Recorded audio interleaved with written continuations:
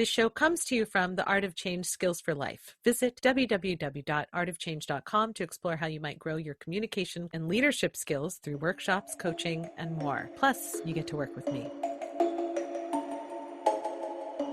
Today on the Change podcast, I am not alone.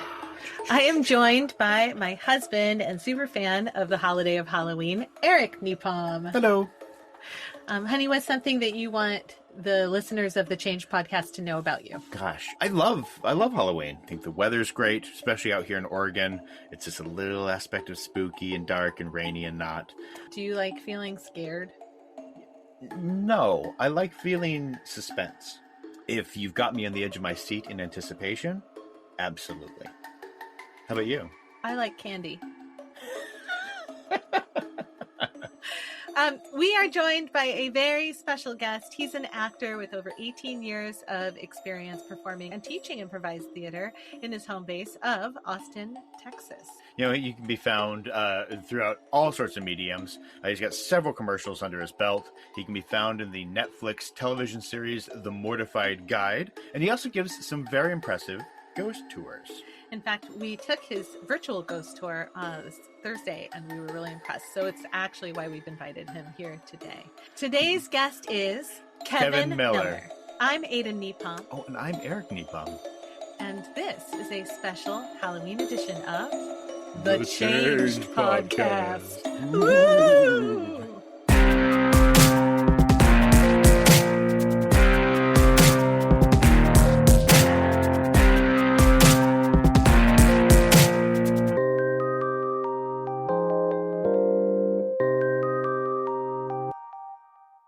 Kevin Miller, thank you for joining us on the Changed podcast. Thank you for inviting me. So you gave a super sweet virtual ghost tour on Thursday. Thank you for doing that. We were there. I'm glad you were watching. That was awesome. I couldn't quite keep track of like all the people with all the telling the stories, but that was a lot of fun. More than I thought it would be. There was like 40 people there. Yeah, and we made a nice, gorgeous dinner. Sat at a table and watched you walk around a chilly Austin. That's great. Comfy from our end. Yeah, and that was pretty consistent too. There were still like 35 people there at the very end of the tour. It was wild. Oh yeah. It was really cool. Well, as somebody who didn't live in Austin, it's one of those things where it's so great to hear a different town's ghost story and know it's totally different, and yet there's still old history and similarities here and there. Right. Fun to catch the similar vibe that they have, and yeah, it's really neat. And it's interesting from one town to the next. Like I've taken New Orleans' ghost tour, and they're so gothic and macabre, and they're just like custom geared to the vibe of that town. You know? Yeah, that makes sense. And Portland's young. Our ghost stories aren't old ghost stories. I definitely took a ghost tour in Seattle. I'm trying to like the Seattle Underground tour. Yeah. I feel like maybe I took one in Portland. I don't remember. How long have you been doing those ghost tours? Because to be clear, just so everyone knows, that's not your job.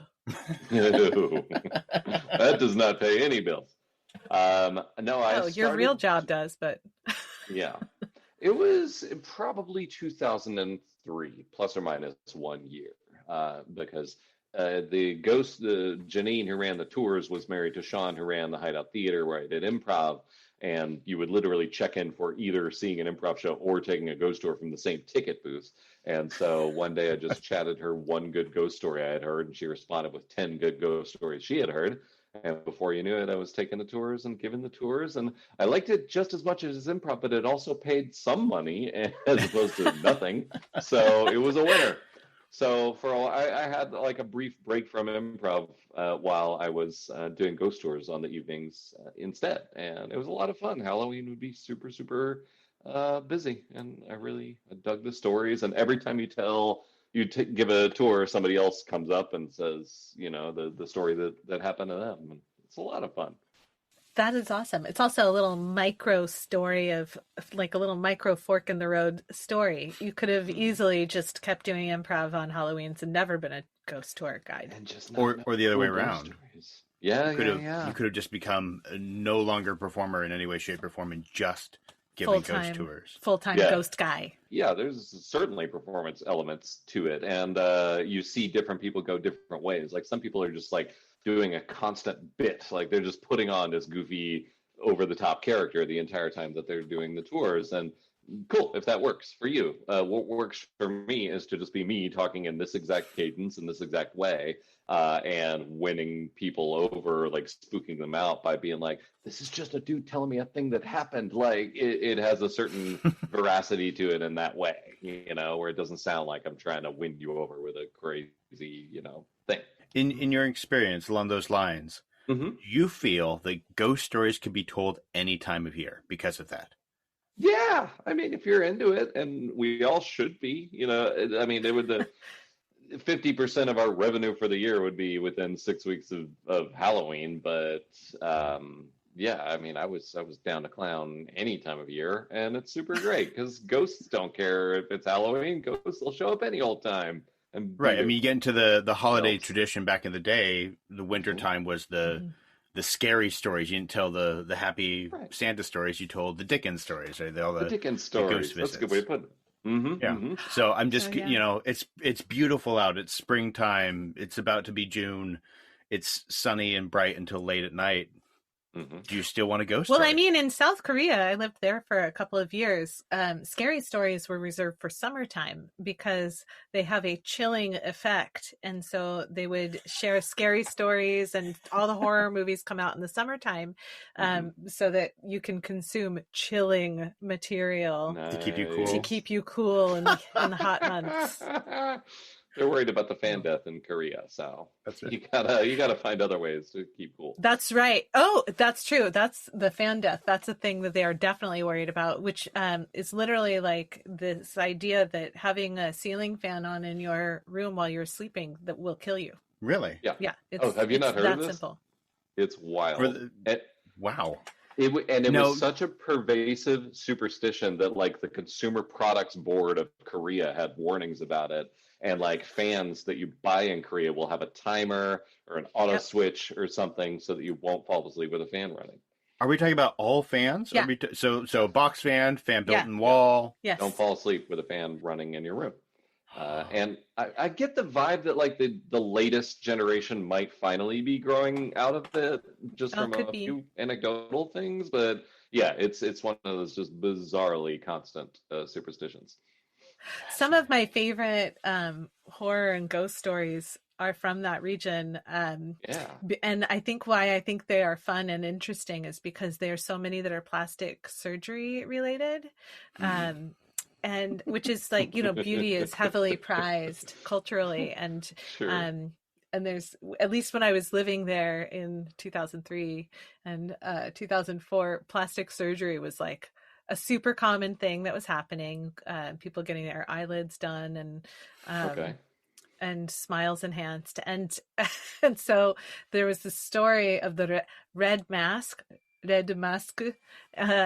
who it was a plastic surgery accident. She was slashed all the way, from ear to ear to give her a bigger smile by like, depending on who tells the story, either a plastic surgery accident or a like devilish surgeon, an evil surgeon. But she was so vain and so terrible and like so concerned with her beauty that like this death, she bled to death, was terrible. But that's not even the scary part. The scary part is she might appear to you in a mirror when you're looking in the mirror. And if she right, with the bleeding smile, and if she and like stitched together, whatever, terribly, if she appears to you in the mirror and she asks you if she's beautiful, if you say yes, she slices you across your face. I would have guessed that would be the right answer. If you say no, she cuts your neck. It's a no-win ghost story. Is this like one of those one of us always tells the truth and the other always lies? Is there like some sneaky way you can answer this? I mean, I imagine the sneaky way is to leave. It's just be like, that's not my face in the mirror. Goodbye. You get to make that decision for yourself. It's 2020. You get to decide if you're beautiful. Don't be judging on other people's choices to make your choice. No. What's one of your favorite ghost stories, Kevin? My favorite is the one that I tell about the Driscoll Hotel, about the two women who came to Austin for the big stinking comedy festival in '99. And I'll try to compress this a bit. It's a nice sprawling story, but they saw a woman in the middle of the night walking with a bunch of shopping bags down the hallway of the part of the hotel that was under renovation. And this is a very old.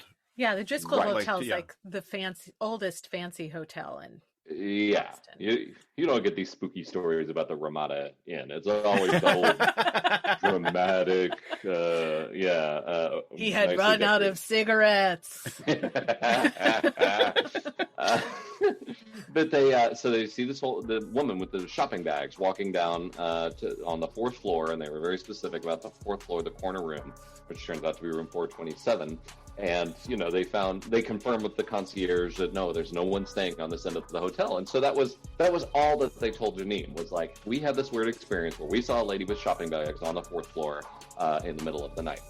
And later, it turns out that 10 years prior to that, a woman had come into the Driscoll Hotel, used her ex's credit card to book a room at this nice, expensive hotel, and had gone on a spending spree with a bunch of stuff, and carried the stuff with all the shopping bags back to the room they had checked her into, which was 427, right there on the fourth floor in the corner, and killed herself in that room. And what I love about it is, like, it's spooky, but then you think about it for a second, you're like, wait, those ladies had no idea about that history, that story, when they told us that. And, it's that kind of cross-checking aspect of it that freaks me out, because it's so easy for me to just be like, no, there's no such thing as ghosts, it's silly. But when I hear something like that, then my superstitious part of my brain gets tickled, and I'm like, oh my God. And yeah, it excites me. I love that stuff. Well, that brings up the question of, do you believe in ghosts? You kind of have hinted that you might or might not. What's your theory of what is happening there? No, I mean, the short answer is no. I like Mythbusters, I like science, and all that, and but the long answer is that I don't know. I've heard stories about, like, a particular place, like the same story from multiple people who don't know each other and don't know that something is supposed to happen there. I had a good friend who, Christy, who would swear up and down that there's no such thing as ghosts, but stuff had always happened to her. Like, she had a dozen different stories of freaky stuff that had happened to her specifically. And she would always begin and end her story with, but there's no such thing as ghosts, and I liked that. I liked how she just had an antenna for the stuff that she didn't want. So, I don't know. I'm not going to do some theory that goes against all the laws of physics as they understand them. But I also, I don't think there's anything wrong with just enjoying the story and speculating. Maybe there's people out there, I think the problem with superstition is whenever you use it to influence your decisions in life, and you join a cult or something, like, or when your belief in religion leads you to apply your prejudices politically, like, that's where it breaks down. But when it comes to just having a superstition about, holy crap, yeah, this makes no logical sense, but it's just kind of fun to be on board with, then I say thumbs up. And that might reflect my attitude about ghost stories. It's just more fun to buy into, like, there's something going on there. So, yeah. What are your thoughts on why we put ourselves in this scenario? I mean, we could talk, as a man of science myself, right, there's the aspect of, great, we put ourselves in a scared position because we want to be prepared for us to be scared. So when we are truly scared, we are ready to fight or flight or flee. We put ourselves in a position where we can be influenced by you, a storyteller, in the middle of the night, in the location where the scary thing's happening. Right, yeah, enamored with the charm of being scared. So why put us there? I remember watching Paranormal Activity alone in the dark, and, like, have not seen it. And, like, at the end of the movie, no spoilers, but there's, like, a moment where you can tell there's a jump scare coming, right at the end of the movie. And I remember sitting on the couch and, like, holding up a pillow in front of my face, like between me and the TV, to like block whatever jump scare I knew was coming. And I was like, what am I doing? This behavior of mine right now makes no sense, that I'm making myself watch this and then stopping myself.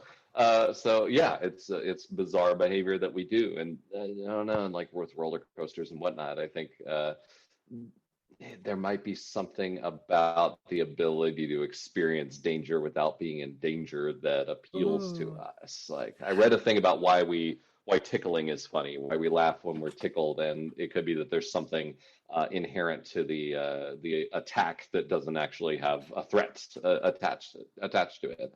And the laughing is, I forget how the article put it. It was much smarter than I'm sounding right now. But just the release of that innocent attack was something that appeals to you. So that's why you laugh at, and that's why you enjoy a spooky movie or spooky story.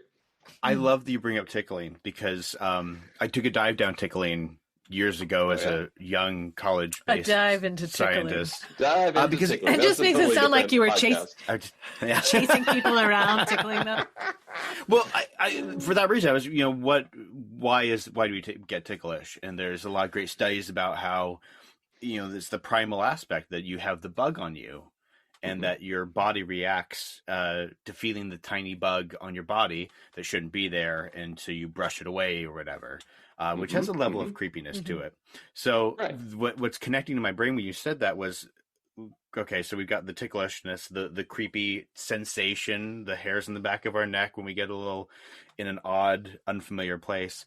And then there's bugs, which we are bred genetically to have a slight fear of as far as the look goes.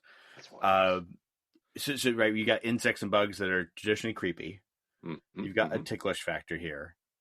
And yet there's ghosts and ghouls, which are people. Yeah. I mean, they're not the creepy thing that we naturally just go ugh and but have it feels, but it's the unnatural. Yeah, I think there's an intrigue with the unnatural. Like, there's a fascination with things that are different from us. That the uncanny valley plays into that, like the idea that something is us but not quite. And normally it's describing appearance, like creepy CGI characters or whatever, but it could also apply to people that aren't quite people. They're they're in the beyond, but they still have enough. And then maybe this is a Western thing, because I know other cultures, ghosts aren't necessarily just your grandma that stuck around the house. But yeah, in the Western culture, it's like it's people, but they're removed from us through the veil of whatever. And yeah, that might contribute to the feeling. So this might be trying to shoehorn one topic into another, but generally speaking, what we focus on this show is the broad idea of what does it mean to change, to be changed, to inspire changes in others. That's what the focus typically is. And I'm throwing it out there. Is there a relationship? Do you think there's a relationship between either the existence of ghosts, what they go through, right? There are all these stories of people who's, like, there's no greater change than dying. Right, their lives are changed forever, and that they no longer have a corporeal presence. Yeah, no. But yeah, I wonder. It's like is there some like reluctance to change, to go from living to dead, that would cause ghosts to stay and be? Yeah, the theory is that they've got unfinished business and whatever. And I've never necessarily bought that. I think, like, all right, let's just assume ghosts are true for the next. For the sake of this conversation, I think for the sake of this conversation, ghosts are a real thing. And I've always heard you hear stories about unfinished business and they're back for vengeance and whatever. To the extent of the ghost stories I've heard, the plausible sounding ones, the people, the firsthand accounts I've heard, it's never had that vibe. It's never had that vibe of like, and then they put me on a mission and I understood that I had to go here and tell their aunts that, it doesn't seem to be like that. But that's the stories that appeal to us, is that we want to assign a reason to their being, a story related reason and a character related reason. I've always thought the Sixth Sense adhered closer to how I understood ghosts to be, that they're just people going about their business, that don't necessarily even realize that there's anything different, and might become frustrated or whenever people aren't responding to them, and might start to do little tricks or whatever to make themselves known and to make those kinds of connections. But yeah, when it comes to change, but also in general, I think whenever it's more interesting to ponder our reaction to them and how we in the living world, the real world, I'm making air quotes, we in the real world respond to them. A theme that came up through a couple of the stories that we heard on Thursday where people turn and they just say something to the ghost and the ghost knocks the bad behavior off. Like you told a story of a music artist who simply wanted to go to sleep, and this ghost was like turning lights on and off if we believe ghosts are real. And she essentially was like, look, I need to get some sleep. Okay, thank you. I get whatever's going on here. Fine. But I need to go to sleep. And then they knocked the behavior off and she went to sleep. Right. Or Jeanette the lights Napolitano stopped. was who that was lead singer of Concrete Blonde. And she just she tried to connect with the ghost, and in that case worked. That's I like that notion that it's possible to make a connection with somebody who's on the other side of the craziness. And that's another appeal. Nobody wants to die. Nobody wants to, just be gone forever. And even less so if you don't believe in an afterlife. And so the idea that there might be something that you might be, on the other side of it, trying to poke through the veil, is appealing to people. I have a book called Ghost Hunters by Deborah Bloom. And it's a nonfiction book about this 19th century group of academics who formed a society to investigate and debunk seances and psychics. And, there were just all the rage. Seances were crazy back at the end of the 19th century. Everybody went to one all the time on a Saturday night. And they succeeded, they very easily knocked off, so many of these charlatans and, silly behavior, like they're just tugging on a string to make the handkerchief move across the table. But on multiple occasions, they ran into psychics that they could not debunk, that they just ran into a wall and were absolutely unable to, they just threw all these experiments at them and put them under controlled conditions. And that's fascinating to me. And maybe the people were just that good, or maybe there's something that's there behind the 99% of nonsense, that we're exposed to.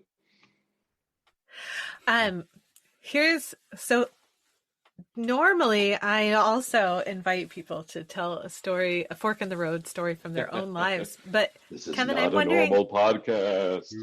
This is a special Halloween ghost story podcast.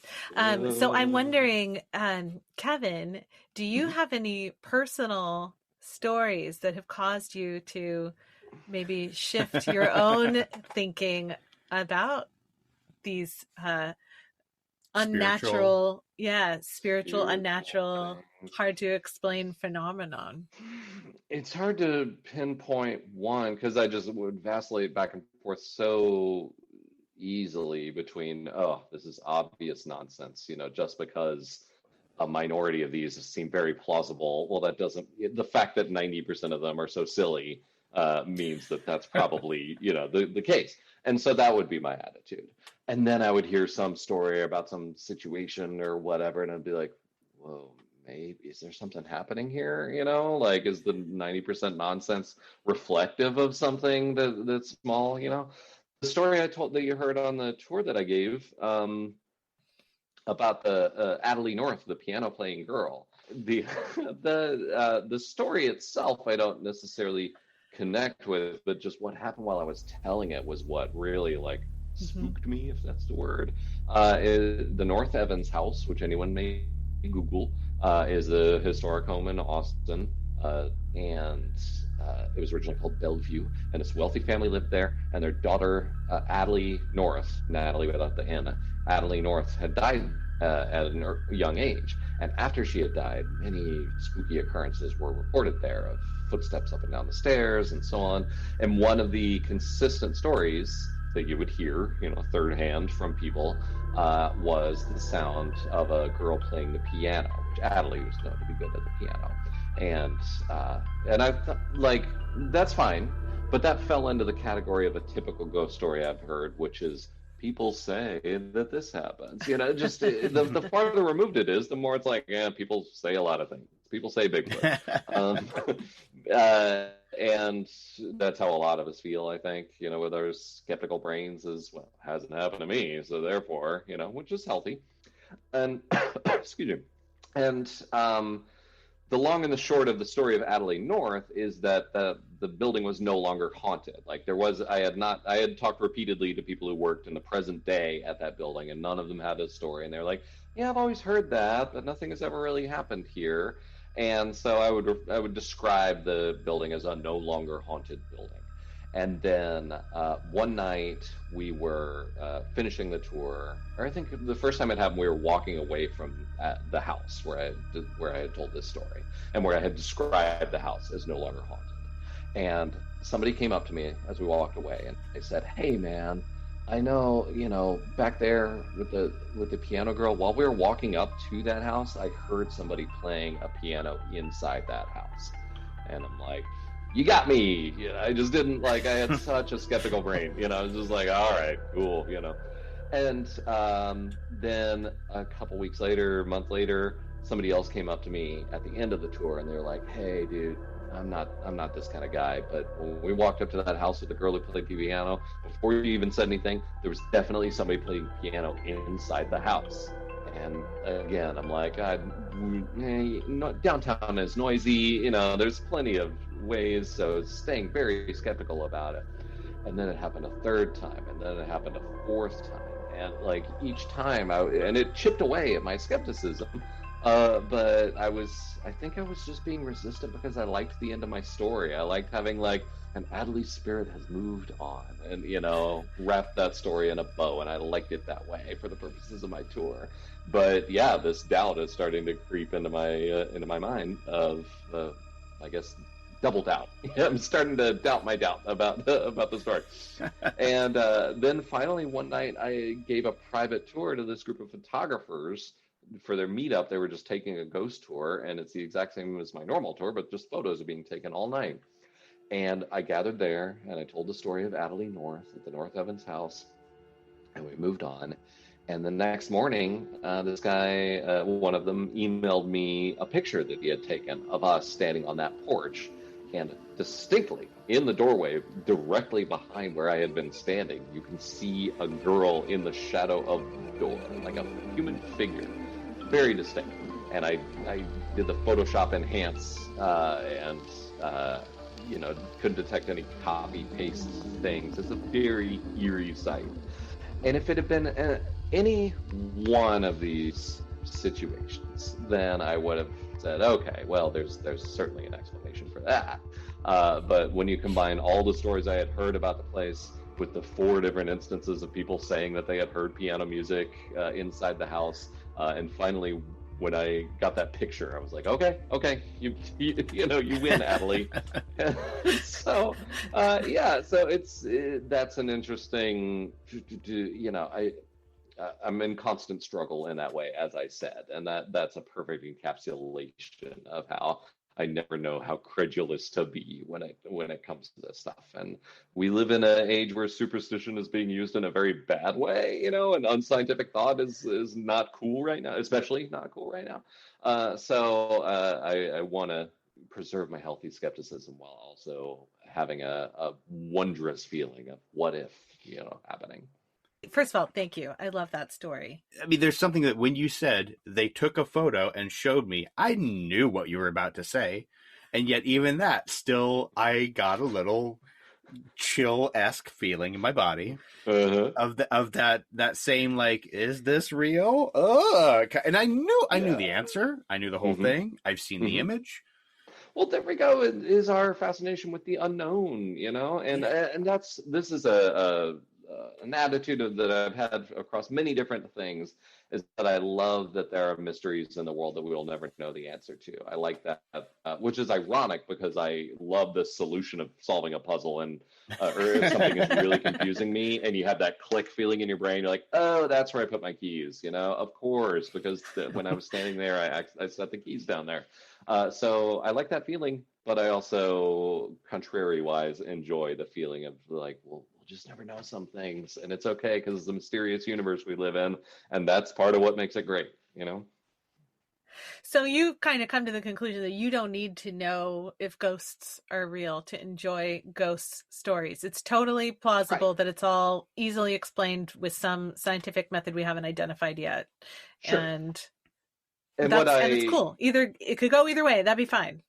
I always encourage, I always in my tours by encouraging people to not just be like, skepticism is great, but don't be so skeptical that you miss out on the fun of the story, and you miss out on like the fact that the story reminds us of the history behind these buildings and the people that have been here before us, and like that's the magic of it that anyone can connect to. And so no matter how, arms crossed and, oh, that's not real, you want to be, well, you're kind of missing out on your, come join us in the fun place, and because there's value in that. That's, not, that doesn't require you to just be a credulous idiot who believes any ghost story you've ever heard.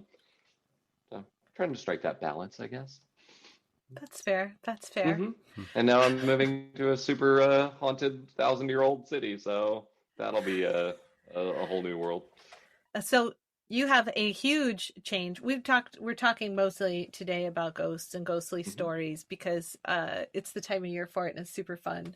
But also, Kevin, you are literally in the middle of a fork in the road moment in your real life. You're like, this is the beginning chapter of a story right now. Yeah. Will you tell us a little bit about what's happening and your decision-making process there? Yeah, I met a girl, as these stories often begin. My girlfriend Kiki lives in Amsterdam, and we've been doing long distance for a good long while, longer than any reasonable long distance couple should endure. But I'm finally making the big change and moving there, and it's a wild, like, a year ago, I probably told somebody like, no, there's no way I would ever move there. Maybe it's. I guess it was over a year ago that I was just starting to like, all right, we will end up in the same place one way or the other. And then it became evident, no, she is not going to be moving here. Thanks, America. Like that just wasn't realistic. And so I just started to slowly open myself up to the possibility of moving there. And I've never lived outside of Texas my entire life, let alone outside of the U.S. So this is a huge change for me. But I'm going to be with my girlfriend, who's amazing, and her cat, who's also amazing. And I'm excited about this. Just wild. I'm quitting my job after 18 years. So that's amazing. That's a stunning. Are you shift. allowed to tell people where your job? Like, I've been wanting to say where you work, but I just didn't know what the rules are. Apple is the answer. I've been working at Apple for 18 years. And it's great. I've been an Apple fan since I played with the Macintosh when I was 10 years old. And so it's been a tremendous gift to my professional life for that to be my career. And it's been a very golden handcuffs thing, because if you get a job at Apple, like, why the hell would you leave? Which was my attitude for a long time. And I started to get a bit of senioritis about it. And I started to realize, like, not only that, but Apple is a pretty cool resume, thing to hand to somebody for future possibilities. And so, just all of that combined with all the reasons that I would want to go to Amsterdam. And the year 2020 did a bang up job of showing me the door. Like, you're not even like, it's not like I'm going out to improv shows and bars and restaurants and so on. So, there's a third angle at which it makes sense to take this big leap. Yeah, it's a wild time at the beginning of a recession, and I'm just, let's check my privilege. Like, I'm so lucky, so privileged to be able to make a shift like this and not be just worried about my next meal and so forth. Sure. So that's cool. And it's been a privileged thing to have a long distance relationship like this in the first place, where we can occasionally see each other. So I'm very excited. It's going to be the adventure of a lifetime, and get to spend time with Kiki, my girlfriend, and figure out what's next. Yeah, there should be some pretty old ghosts there, I would think. It seems to me that ghost stories, there's no real statute of limitations on age of ghost or whatever. Like, 300 years is the cutoff. But you also don't get a lot of young ones. I mean, like here we are. Like I said, we're in Portland. We're in a younger town for ghost stories. We're not like, well, old Billy over there tried to start a .com and he died. Well, okay, but the story from Big Stinkin' Comedy Festival, like that ghost was a 10-year-old, 80s, 10-year-old, yeah, 80s ghost. Yeah, because Big Stinkin' was in the 90s. True, but I will say the crime and the story around the person was not. It could have been any time, right? It's a person. She left her husband. She had grocery bags. She had credit card. Oh, it was a credit card. It's true. It was a credit card shopping spree. Those classic Dickens stories and their exactly the credit card. I think that was 1989. I think that was not to the day 10 years before, but I think it was 10 years before the women had their crazy experience. So I mean, but I take your point. It's not like you hear about some accident on the freeway and then like the next day people are hearing voices on the freeway. They didn't look both ways when they were texting and they died and now they haunt that crosswalk. And now anytime you drive past exit 72, your cell signal goes out. Your cell signal. Maybe that does explain dead zones. Dead zone. That reminds me of Large Marge in Pee-wee's Big Adventure. Yes. Picks up hitchhikers on the highway. I was thinking, there's no such thing as highway ghosts. Wait, there is, and it traumatized me as a child. Yeah. So what is it about leading up to your story, right? It's not about the punchline, right? There's that classic, and he was in the house. Right. What is it that's the scary part that leads to the actual fear that we're feeling? Yeah, what indeed? Like, yeah, you start to like I tell the story about the women at the comedy festival and they saw the woman with the shopping bags and you kind of think that story's wrapped up. You're like, oh, and then there was nobody staying there, but they had seen a woman. And you're like, oh, your brain is like, oh, okay, well, that was a mediocre ghost story. But then I'm like, but what those two women didn't realize is the following. And then suddenly like, oh my God. Yeah, exactly. And suddenly, and like, you know, as improvisers, we're familiar with how the human brain just automatically tells a story. If you see a guy, a girl, and a ring, then you're like, oh, I see what's happening here, you know? Same thing. You're like, oh, they saw a woman with shopping bags and there was nobody staying there. And what they didn't know was this. And you're like, oh, there's a woman with shopping bags who died. Like you could almost like pause the tour and then let somebody else finish it. And they'd probably get pretty close by guessing it. My favorite thing is that you said for that story is you said that you had someone come up to you at the end of a tour where you told that story who was like, I'm staying in that room tonight. Yes, that's right. Oh my gosh. One of the all-time favorite reactions. Oh, and you never heard from her again, right? Which probably means everything's genuinely fine. Terrified. Yeah, it was probably. I would be terrified. I mean, there's a hotel in my hometown that has several ghost stories associated with it. And there are rooms where they supposedly don't ever put guests because they are too haunted. Too haunted. Yeah. And there you go. I'm like, I don't know. As a business, would they really, you know, like I try to, because a lot of people tell ghost stories that are super obviously like there's have you ever heard the story about your girl's driving along, car behind her keeps flashing their lights, and then she finds out, oh, there was a killer in the back seat and they were flashing their lights and the killer would hide again, and I'm like, none of that story makes sense. but can I ask though, have you ever gotten in your car and been driving in the thing where you're like, have you ever like looked? Because I need to be honest. If I'm going to be honest between you three, between us three, I've done it. I've totally been driving and went, is there someone in the back seat behind me? Well, it's because I think that was like the first really scary story I learned as a kid. Yeah. And I remember driving, and there's been times where I'll drive and I'll go in the mirror, and I'll do the look above, and I'll do the look behind. I won't deny. Oh, yeah. There's nothing scarier than the possibility of being a future ghost, right? Like ghost encountering a ghost is a scary story, but ultimately it's like, it's just a ghost. But if I'm if I hear a story of like a woman had somebody inject poison into her foot in the parking lot as she was unlocking her car. I'm like, I'm stepping away from my car every time I unlock it for the next 6 weeks. Yeah. No, and you're right. And you're right. And like Eric, I'll like be driving along and just have a notion of somebody being behind me. Yeah. And it's probably based on that. I have this might be getting off of like, this is a story I've heard, but I've always had an irrational fear of sitting at a bar and someone coming from behind and stabbing me in the lower back, like in the kidney area. And I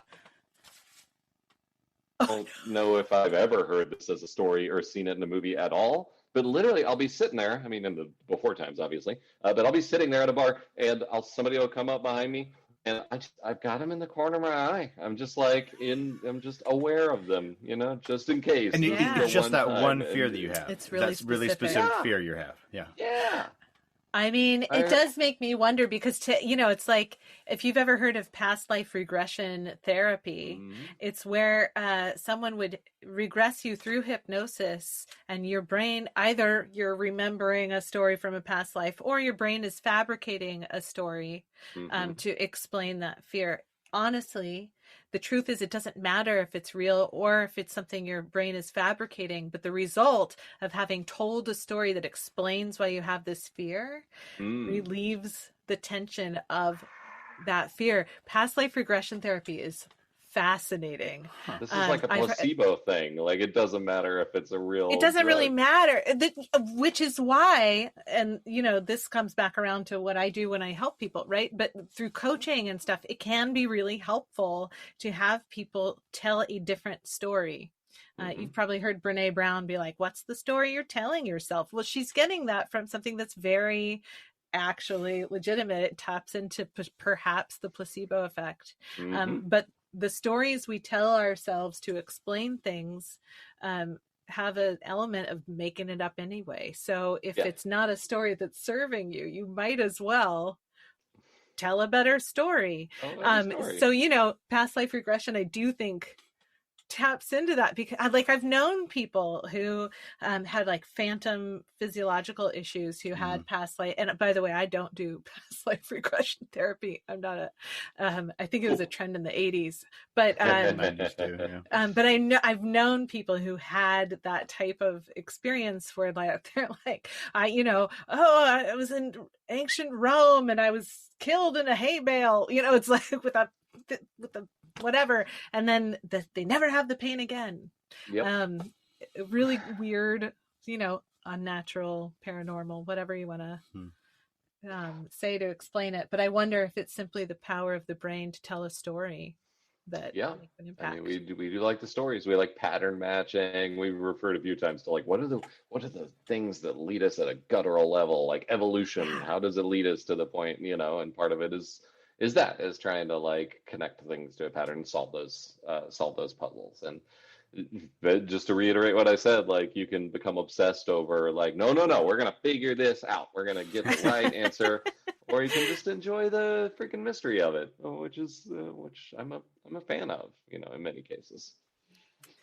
Well, I have to personally confess that I am disappointed that I've never seen a ghost. Like for years, I believe. Never experienced either. Nothing. Experienced, like nothing. Okay. Nothing. So for years I was convinced because I grew up in a pretty woo town in Southern Oregon. I was convinced that if anybody was going to experience something supernatural, it was going to be me. Like out in the world, I was definitely going to witness some things. Right. And then the opposite thing started happening where people would complain about supernatural like experiences, and then I would be like, oh, this is my chance, and I would show up and I'm like the chiller at the poker table, like the streak would end. Just kill it. Or the cooler, what do they call it? The chiller, the chiller. Yeah. I sound like my grandpa. Chiller Everyone works. chill down. But I would show up and all of a sudden they'd be like, oh my God, no more ghost problems. Oh yeah, thank you. You're basically a Ghostbuster.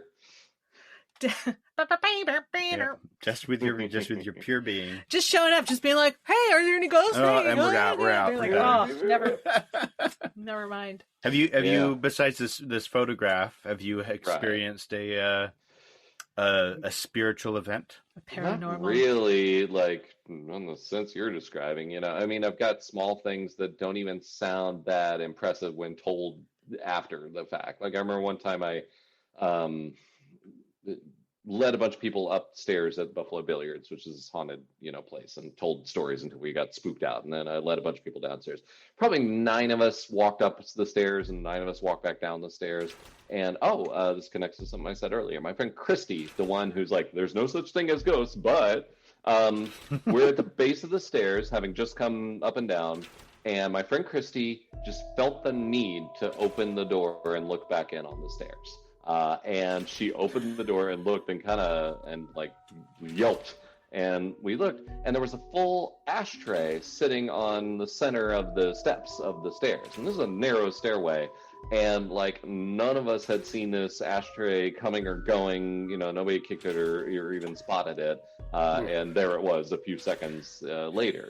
So yeah, it's a little stuff like that. I think the vast majority of hauntings are little stuff that in isolation you don't think much of, but once you experience 20 things happening in the same place along those lines, you start to scratch your head, because literally seeing a ghost, movie style, seems to be rare / maybe never.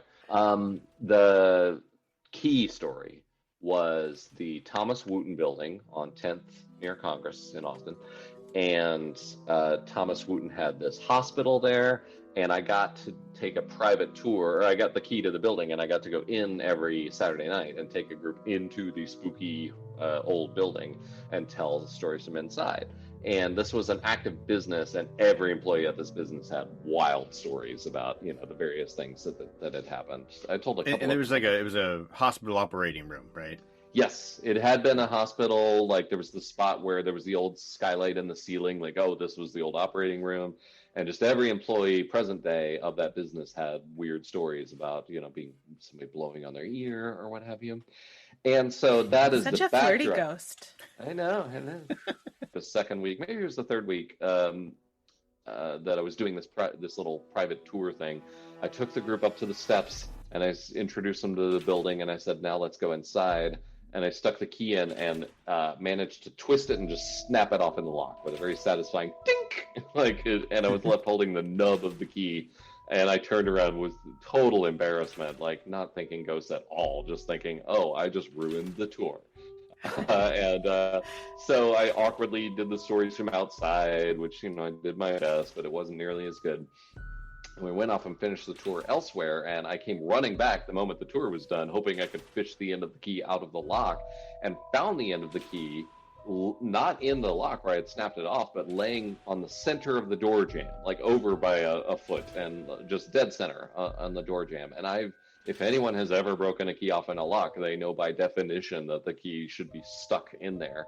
And I couldn't figure out how it would have fallen in just such a way. So that was wild, and a good example of, in isolation, that might be slightly odd, but with all the other stories I had heard was really odd. And then 6 weeks after that, with my brand new key, I had an instance where the key would not turn in the lock, and I was worried I was going to snap it off the second time. This was definitely the right key. It is not budging. And I even had people from the tour try, and none of us could get this key to go. So again, I told the stories from outside, and I said, "I'm sorry, they must have changed the lock." And as we walked off, a lady in the group said, "Do you want to try it one more time?" And I was like, "Okay." And I stuck it in, and click, it just opened right up, absolutely effortless. And at which point, all the tourists wanted to go into the building, and I was like, "Guys, this is you've seen movies before, right? We're all gonna die." So I'm begrudgingly "Okay, we can let's everyone be cool." Took them on a super cautious, limited tour of the building. And again, so I had 2 weird occurrences, beginning and end, and then one more little short thing in the middle. It was in between the 2 key incidents was when we were inside the building. I was mid talking about ghosts, and this lady interrupted me and said, "Is the ghost upstairs?" And I was like, yeah, we're actually about to go upstairs and hear some stories. Why? And she said, there's something looking at you up there. I was like, no. I was like, lady, it is my job to scare you, okay? And so I like played along. I was like, you see something up there? And she said, I don't see it, but it's right there, and it knows you're talking about it. I'm like, cool, great, awesome, hello. And I talked to her one more time as we were walking out of the building. I was like, so you really feel like something is here, huh? And she said, yeah, and it's kind of mad. I was like, awesome. So just to recap, conduits to the spirit world. Yeah. So just to recap, there was all the stories I already knew about the place, like the reason we were there in the first place. Then there was the first key incident. Then there was the "you're mad" moment, in the middle. And then there was the second key incident where the key wouldn't. Oh God! So the fact that I unlocked the door successfully and all the tourists wanted to walk in, I was like, guys, you don't understand. As we are bringing this conversation to a gentle close, I wonder if there are any lessons to be taken from the undead or the non-dead or the ghostly remains of the dead, lessons that we could potentially take to make our lives better. I don't know. Again, this could be a stretch. I just wonder. The two things that I've said both, but number one is just the love of the mystery and let the mystery be. And the Leftovers, the show on HBO, which is just freaking fantastic, it surrounds a mystery of why 2% of the world got raptured away, and like with no apparent pattern. It wasn't the Christians; it was just like 2 random % of the world got raptured away. And I remember an interview with the showrunner who said, "You will never find out why." And like the point of this show is not to solve the mystery of why these people went away. The point of the show is to observe how people respond to the inexplicable and how kind of crazy they can go whenever presented with something that defies all their logic. And I was like, I'm on board with that. I love that attitude of just like letting it go and just letting the mystery wash over you. And I'm a big fan. So that's the first thing. And then the second thing is, if you hear a story about somebody who used to live here or was murdered horribly or whatever, use that as a lesson to like, oh, I'm not the only one who's been here, and I'm not the last person who'll be here either. Like, stretching history forward and backward are all these other people who inhabit these spaces, and I love that, and I'll always feel connected to it, and the stories help me to do that. Oh, I like that. Thank you so much for hanging out with us and sharing your thoughts about ghosts and non-ghosts. Absolutely my pleasure. Love it. 'Tis the season. It really is. And enjoy your upcoming trip to a brand new location with more stories. Yeah, we can't wait to hear all the stories that you learn. Save a waffle for us. When travel is easy to do, we will come and see you in Amsterdam. Please do. I look forward to it. Have fun. Miss you.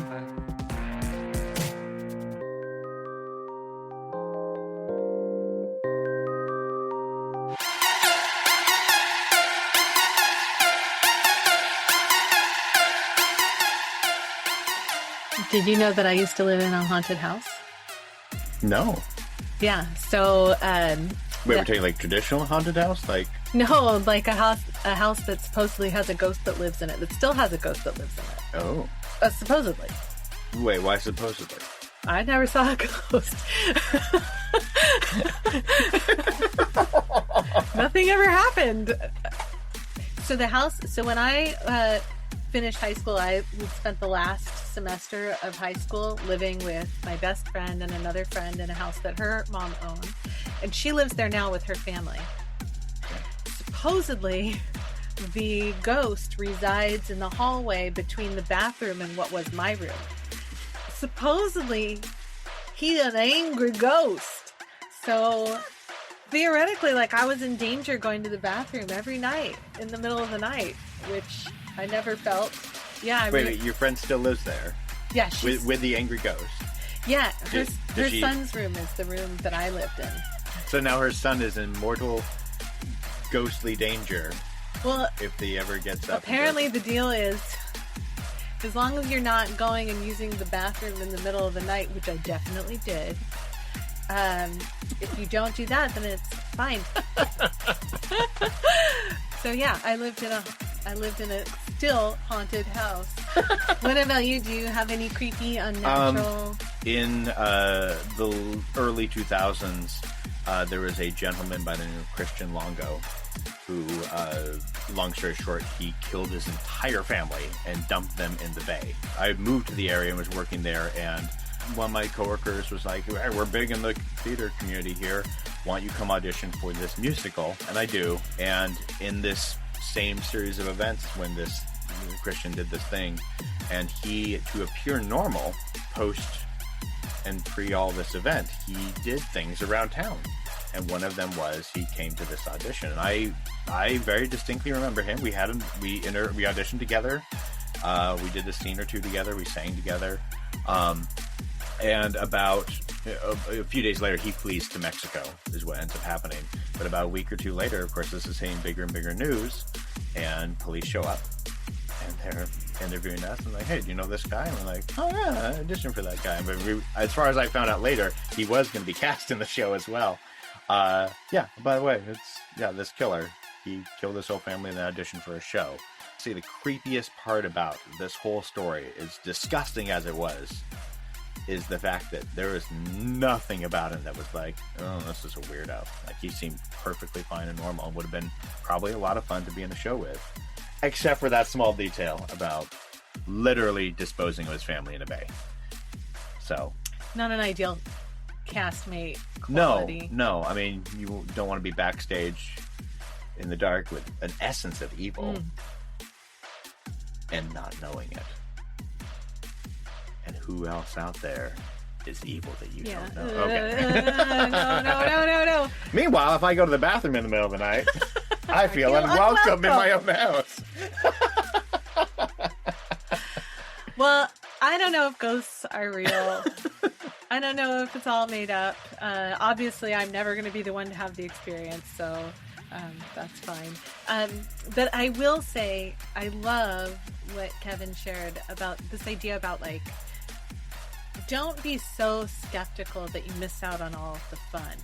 You know, like, be open to a logical, reasonable explanation, and be open to there being no explanation at the same time, so that you can maximize the amount of enjoyment you can get from these things. I think that's a nice perspective. Finding those small connections is really delightful, even if you don't have the answer as to how or why. Yeah. So big thank you to Kevin for sharing all of his stories. If you want to show him a little love, we've got a couple of links for different arts organizations that you can support. And just take a look at the show notes for the episode. You'll find them at thechangedpodcast.com. Remember to subscribe and please leave us a review. And if you have ghost stories or unexplained phenomenon that have changed how you think about the afterlife in general, we want to hear them. So please shoot us an email to info@artofchange.com, and perhaps we'll be able to share your story with the rest of the listeners of the podcast. Thank you for listening to the Changed Podcast. I'm Aiden Nepom. I'm Eric Nepom. And we wish you the kind of experiences in life you're excited to tell stories about. Thank you, honey. Well, thanks for having me. Am I even here?